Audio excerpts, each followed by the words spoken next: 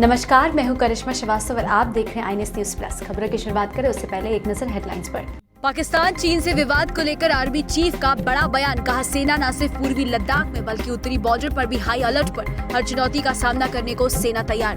तीनों कृषि कानूनों पर सुप्रीम कोर्ट की रोक। कहा, हम कृषि कानूनों को रद्द भी कर सकते हैं। साथ ही SC ने 4 सदस्यों की बनाई एक कमेटी। 16 जनवरी से टीकाकरण को लेकर देश के अलग अलग हिस्सों में वैक्सीन की सप्लाई शुरू। दिल्ली समेत देश भर के 13 शहरों में भेजी गई वैक्सीन। सरकार ने सीरम इंस्टीट्यूट से खरीदी 1 करोड़ से ज्यादा डोज। सुप्रीम कोर्ट ने मंगलवार को नए कृषि कानूनों को लेकर एक बड़ा फैसला सुनाया है। सुप्रीम कोर्ट ने किसान आंदोलन को लेकर जो याचिकाएं दाखिल हुई थी उस पर सुनवाई करते हुए कहा है कि ये जो नए कृषि कानून है उस पर फिलहाल के लिए रोक लगा दी है, लेकिन किसानों का कहना है कि ये जो आंदोलन चल रहा है ये जारी रहेगा जब तक कृषि कानून रद्द नहीं किए जाते हैं। देखिए पूरी रिपोर्ट और जाने क्या है पूरा मामला। पिछले 48 दिनों से बॉर्डरों पर किसान कानून को लेकर किसानों का प्रदर्शन जारी है। सरकार और किसान के बीच कई दौर की हो चुकी बातचीत नाकामयाब रही, तो सुप्रीम कोर्ट को इस मामले में एंट्री लेनी पड़ी।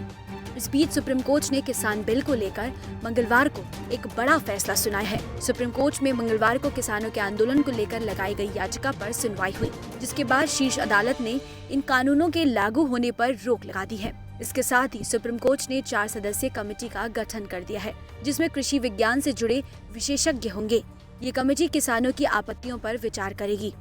अब सरकार को आईना दिखा दिया गया है सुप्रीम कोर्ट ने कि कानून में गलती है, तो अब गलत है तो सरकार को कानून वापस लेना है। वापस लेने के लिए आंदोलन कर रहे हैं, आधी जीत हो गई। अब कोई सरकार ये नहीं कह सकती है किसने कहा हमारा कानून गलत है। हाँ, सुप्रीम कोर्ट ने कहा तुम्हारा कानून गलत है, ये बात सिद्ध हो गई है। कुछ सवाल ये हुए कि मौतों की संख्या, जब हमने कहा 65 मौतें अब तक हो चुकी हैं, जब 65 मौतें अब तक हो चुकी हैं तो मौतों की संख्या धरना स्थल और प्रदर्शन से नहीं बढ़नी चाहिए। हम नहीं चाहते धरना स्थल प्रदर्शन पर मौतों की संख्या बढ़े, तो इसके लिए उन्होंने कहा क्या आप हमें श्योर करेंगे और हमारा मैसेज देंगे कि बुजुर्ग, महिलाएं और जो बीमार लोग हैं वो धरना स्थल पर ना आए। हमने कहा ठीक है, हम ये बात करेंगे, श्योर करेंगे कोर्ट को कि धरना स्थल पर बुजुर्ग और बीमार नहीं है, उनका आशीर्वाद लेके आइए, अपने माता पिता का आशीर्वाद लेके युवक युवतियां आए, वो धरना स्थल पर शामिल हो और आंदोलन करें। ये अच्छा है, क्योंकि ये आंदोलन किसी जाति, क्षेत्र, भाषा, संप्रदाय का नहीं है। ये आंदोलन किसी पार्टी पॉलिटिक्स का नहीं है, कोई राजनीतिक दल इसमें शामिल नहीं है। हाँ, राजनीतिक दल विरोध कर रहे हैं इन कानूनों का, तो जो राजनीतिक दल विरोध कर रहे हैं उन्हें संसद में सदन बुलवाना चाहिए। उन्हें देश के महामहिम राष्ट्रपति से मिलकर, देश के प्रधानमंत्री से मिलकर, लोकसभा राज्यसभा के स्पीकर से मिलकर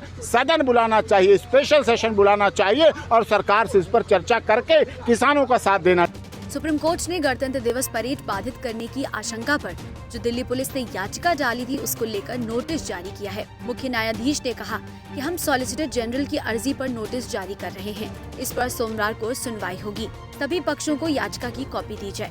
वहीं सुप्रीम कोर्ट के फैसले का किसानों ने भी आभार व्यक्त किया है। साथ ही किसानों का कहना है कि हमारी मांग कानून को रद्द करने व न्यूनतम समर्थन मूल्य को कानून बनाने की है। जब तक ये मांग पूरी नहीं होती तब तक आंदोलन जारी रहेगा।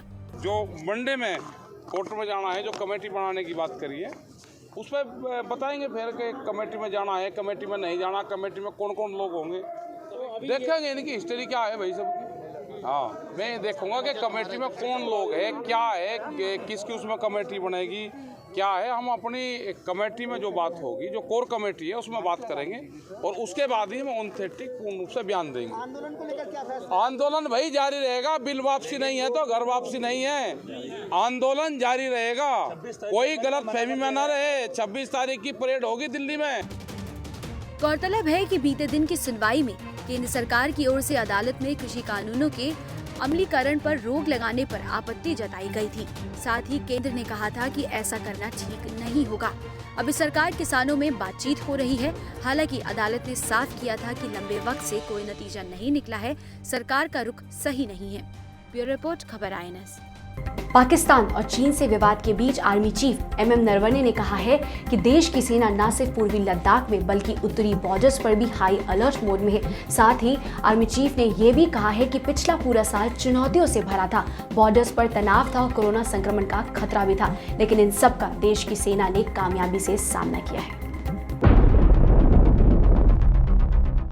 पूर्वी लद्दाख में पिछले कई महीनों से भारत चीन के बीच विवाद जारी है। 8 दौर की बातचीत होने के बावजूद चीन अपनी नापाक हरकतों से बाज नहीं आ रहा है। भारत तो हर बातचीत में जाने से पहले यही सोचता है कि शायद आज की बातचीत में कोई नतीजा निकलेगा, लेकिन चीन बातचीत के बाद फिर वही हरकत करने लगता है। हर साल 15 जनवरी को देश में सेना दिवस मनाया जाता है। विवाद के बीच army chief general Manoj Mukund Naravane ने बड़ा ऐलान किया है कि भारतीय सेना केवल पूर्वी लद्दाख ही नहीं बल्कि पूरी LAC पर उच्च स्तर की निगरानी रख रही है। सेना LAC पर किसी भी चुनौती से निपटने के लिए तैयार है। It is not only eastern Ladakh, but we have maintained a high state of alertness all along our northern borders. And as of now, keeping the threat perception in mind, we have gone in for our winter posture and our winter deployment. But as I said, we are alert and ever ready to meet any challenge. 8 rounds of talks between the corps commanders have taken place. We are now awaiting for the dates for the 9th round of talks, and I am sure that through dialogue and discussion, we will be able to reach an amicable solution based on the principle of mutual and equal security and in consonance with the talks and the understandings which resulted as outcome of the meetings between the respective defense ministers and the respective foreign ministers. So I am very hopeful for a positive situation. Pakistan का जिक्र करते हुए army chief ने कहा कि पाकिस्तान अभी भी आतंकवाद के साथ गलबहियां कर रहा है, लेकिन आतंकवाद के प्रति हमारी नीति 0 टॉलरेंस की है। उन्होंने आगे कहा कि सही समय आने पर हम इसके खिलाफ उचित कार्रवाई करेंगे। बहरहाल सेना अब पाकिस्तान और चीन से हर चुनौती से सामना करने के लिए तैयार है। साथ ही सेना अध्यक्ष 9वें दौर की वार्ता का इंतजार कर रहे हैं। उम्मीद है कि बातचीत के जरिए हम समाधान का रास्ता निकाल पाएंगे। ब्यूरो रिपोर्ट, खबर INS। 16 जनवरी से भारत में कोरोना वैक्सीनेशन की शुरुआत होने जा रही है और इसी को देखते हुए इसकी तैयारियां भी जोरों शोरों से चल रही हैं। मंगलवार सुबह सीरम इंस्टीट्यूट ऑफ इंडिया से कोविशील्ड की पहली खेप कड़ी सुरक्षा के बीच में डिस्पैच हो गई है और कई एयरलाइनों की उड़ानों से पुणे से कई शहरों में इसकी डोजेस को भेजा जा रहा है। देखिए पूरी रिपोर्ट।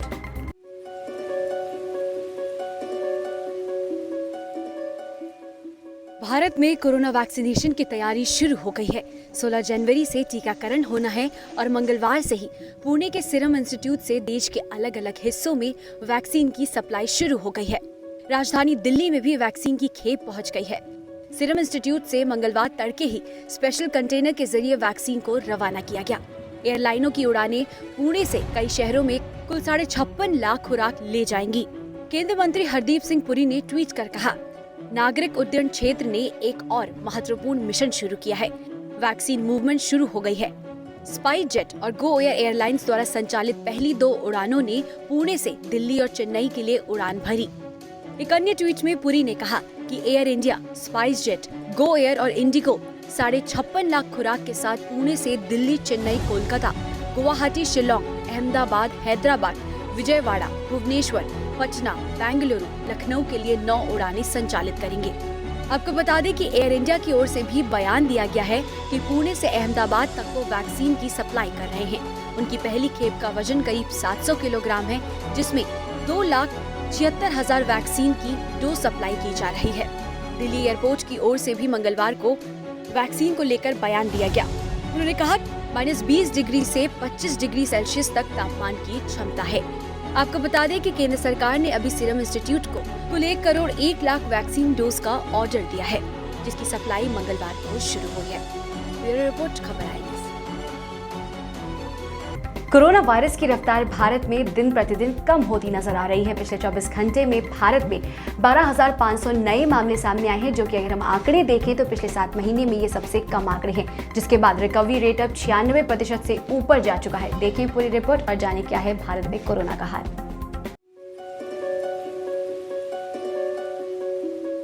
देश में कोरोना वायरस के नए मामले अब दिन पर दिन घट रहे हैं। भारत में करीब 7 महीने बाद 24 घंटे में सबसे कम मामले सामने आए हैं।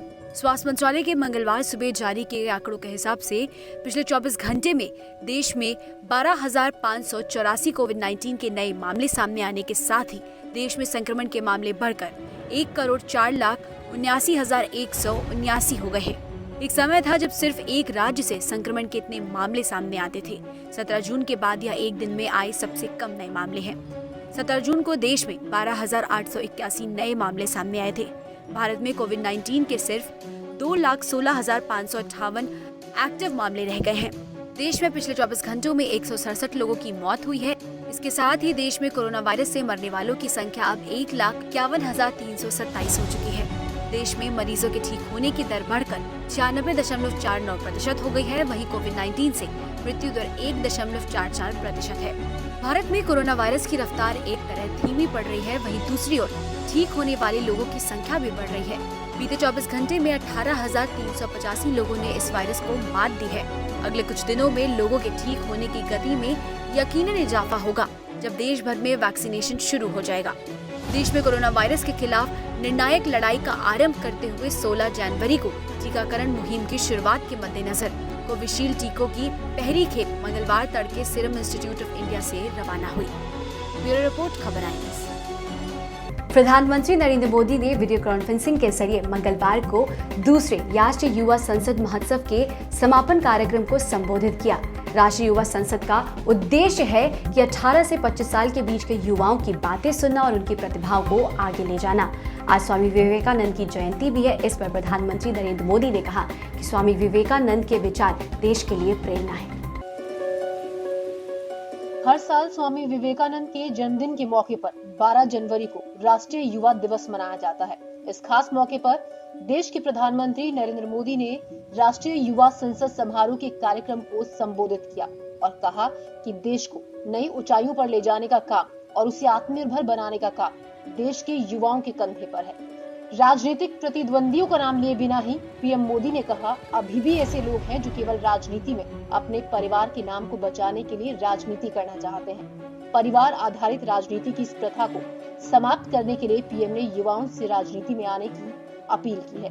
साथियों, कुछ बदलाव अभी भी बाकी है और ये बदलाव देश के युवाओं को, आपको ही करने हैं। लोकतंत्र का एक सबसे बड़ा दुश्मन पनप रहा है और वो है राजनीतिक वंशवाद। राजनीतिक वंशवाद देश के सामने ऐसी ही चुनौती है जिसे जड़ से उखाड़ना है। ये बात सही है कि अब केवल सरनेम के सहारे चुनाव जीतने वालों के दिन लदने लगे हैं, लेकिन राजनीति में वंशवाद का ये रोग अभी पूरी तरह समाप्त नहीं हुआ है। अभी भी ऐसे लोग हैं जिनका विचार, जिनका आचार, जिनका लक्ष्य सब कुछ अपने परिवार की राजनीति और राजनीति में अपने परिवार को बचाने का ही है। साथियों, ये राजनीतिक वंशवाद लोकतंत्र में एक नए रूप के तानाशाही के साथ ही देश पर अक्षमता का बोझ भी बढ़ा देता है। राजनीतिक वंशवाद नेशन फर्स्ट के बजाय सिर्फ मैं और मेरा परिवार, इसी भावना को मजबूत करता है। मोदी ने स्वामी विवेकानंद को याद करते हुए कहा कि उनकी जयंती का ये दिन हम सभी को नई प्रेरणा देता है। प्रधानमंत्री ने युवाओं को खुद पर विश्वास करने और राष्ट्र को आगे ले जाने की सलाह दी। स्वामी जी ने जो देश और समाज को दिया है, वो समय और स्थान से परे हर पीढ़ी को प्रेरित करने वाला है, रास्ता दिखाने वाला है।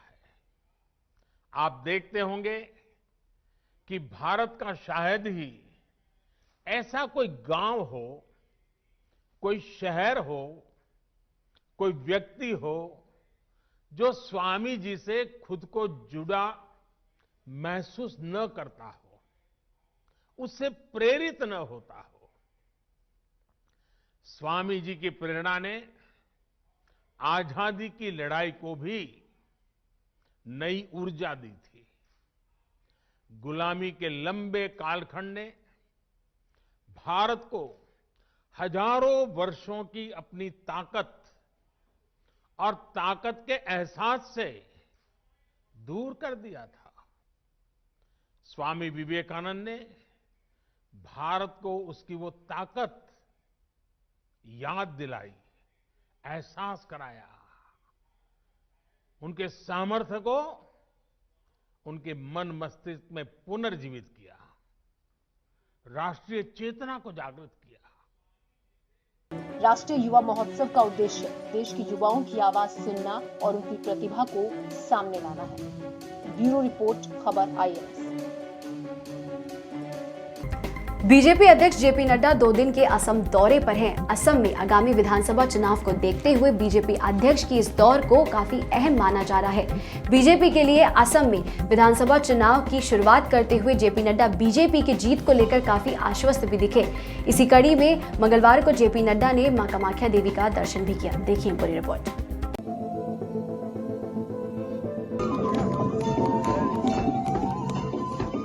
बीजेपी अध्यक्ष जेपी नड्डा 2 दिन की असम दौरे पर हैं। असम में आगामी विधानसभा चुनाव की वजह से बीजेपी अध्यक्ष का दौरा काफी अहम है। बीजेपी के लिए विधानसभा चुनाव अभियान की शुरुआत करते हुए नड्डा ने यहां एक सार्वजनिक रैली को संबोधित किया। नड्डा ने विकास और हित के लिए किए जा रहे बीजेपी सरकार के काम गिनवाए। असम दौरे के दूसरे दिन जेपी नड्डा मां कामाख्या मंदिर में दर्शन पूजन के लिए भी पहुंचे। इससे पहले पीएम मोदी, अमित शाह और योगी आदित्यनाथ बीजेपी के तमाम दिग्गज नेता मां कामाख्या मंदिर में जा चुके हैं।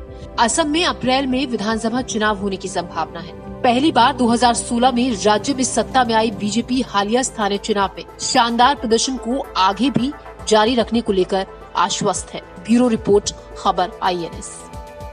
आज के लिए IANS न्यूज प्लस बुलेटिन में इतना ही। इजाजत दीजिए, नमस्कार।